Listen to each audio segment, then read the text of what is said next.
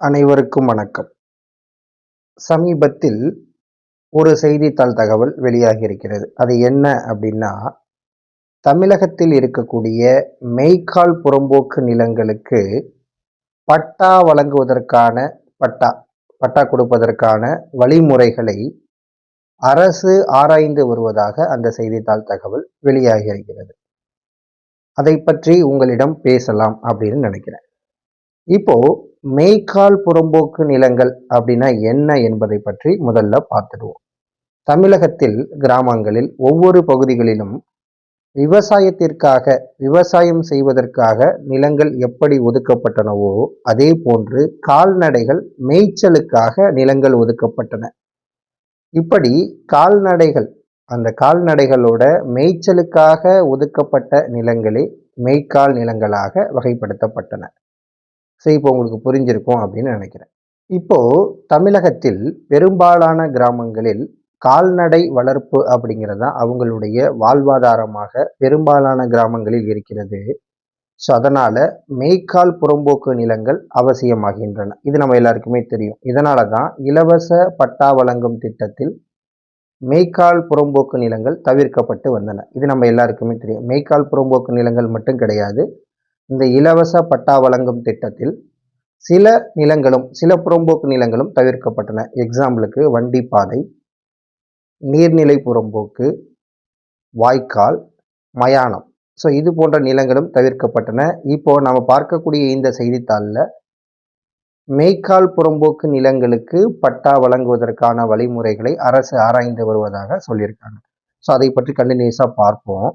இப்போ மேய்க்கால் புறம்போக்கு நிலங்கள் பற்றி மக்கள் என்ன சொல்லியிருக்காங்க, கருத்துக்கள் சொல்லியிருக்காங்க அப்படிங்கிறதையும் இந்த செய்தித்தாளில் சொல்லியிருக்காங்க. தமிழகத்தில் கால்நடை வளர்ப்பு, இந்த கால்நடைகள்லாம் இருக்குல்ல, இந்த கால்நடைகள் வளர்ப்பு அதிகம் உள்ள பகுதிகளில் மேய்க்கால் புறம்போக்கு நிலங்கள் பாதுகாக்கப்பட வேண்டும் என்பதில் எந்த ஒரு மாற்று கருத்தும் இல்லை அப்படின்னு பொதுமக்கள் சொல்லியிருப்பதாக இந்த செய்தித்தாள் தகவல்ல சொல்லியிருக்காங்க. அதே நேரத்தில் நகரமயமாதல் நகரமயமாதல் அதிகரித்துள்ள பகுதிகளில் கால்நடை வளர்ப்பு இல்லாத இடங்களில் இந்த மேய்க்கால் புறம்போக்கு நிலங்களை பாதுகாத்து பராமரிப்பது கடினமாகிறது அப்படின்னு பொதுமக்கள் சொல்வதாக சொல்லியிருக்காங்க. முக்கியமாக பொதுமக்கள் சொல்வது என்ன அப்படின்னா, விவசாய சாகுபடி இல்லாத விவசாய நிலங்கள் எப்படி வகைப்பாடு மாற்றம் செய்யப்படுகின்றனவோ அதே போன்று இந்த மேய்க்கால் புறம்போக்கு நிலங்கள் பயன்பாடு இல்லாத மேய்க்கால் புறம்போக்கு நிலங்களை அரசு ஆய்வு செய்து வகைப்பாடு மாற்றம் செய்ய நடவடிக்கை எடுக்க வேண்டும் அப்படின்னு பொதுமக்கள் கோரிக்கை வைத்திருப்பதாக இந்த தகவல் சொல்கிறது. இது குறித்து அரசு அதிகாரி ஒருவர் கூறியிருப்பதாக இந்த செய்தித்தாள் தகவல்ல என்ன சொல்லியிருக்காங்க, வருவாய்த்துறை அதிகாரி கூறியிருப்பதாக இந்த செய்தித்தாள் தகவல்ல என்ன சொல்லியிருக்காங்க அப்படின்னா, தமிழகத்தில் இருக்கக்கூடிய பயன்பாடற்ற மேய்க்கால் புறம்போக்கு நிலங்களை கண்டறிந்து ஆய்வு செய்து பொதுமக்களுக்கு பட்டா வழங்க நடவடிக்கை எடுக்க வேண்டும் என பல்வேறு பொதுமக்கள்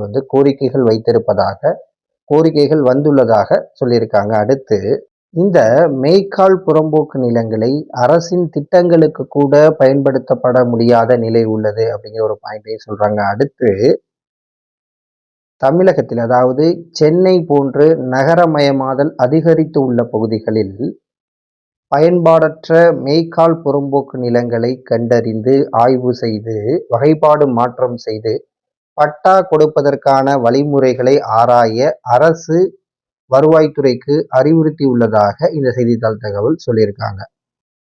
முக்கியமாக என்ன சொல்லியிருக்காங்க இந்த செய்தித்தாள் தகவல்ல வருவாய்த்துறை அதிகாரிகள் கூறியிருப்பதாக அப்படின்னா, இந்த மேய்க்கால் புறம்போக்கு நிலங்களை வகைப்பாடு மாற்றம் செய்து பட்டா வழங்குவதற்கு என்னென்ன தகுதிகள் இருக்க வேண்டும், அது மட்டுமல்லாம என்னென்ன கட்டுப்பாடுகளை இந்த மேய்க்கால் புறம்போக்கு நிலங்கள் தொடர்பாக என்னென்ன கட்டுப்பாடுகள் இருக்கோ என்னென்ன கட்டுப்பாடுகளை தளர்த்த வேண்டும் என்பது குறித்தும் ஆராய்ந்து வருவதாக வருவாய்த்துறை அதிகாரிகள் ஆராய்ந்து வருவதாக சொல்லியிருக்காங்க.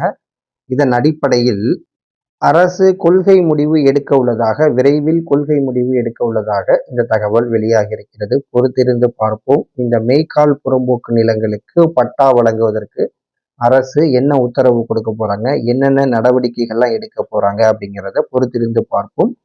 இது பற்றிய தகவல் தமிழக அரசிடமிருந்து வரும்போது நமது சேனலில் வெளியிடுகிறோம். இதுதான் இன்றைய தகவல். நன்றி, வணக்கம்.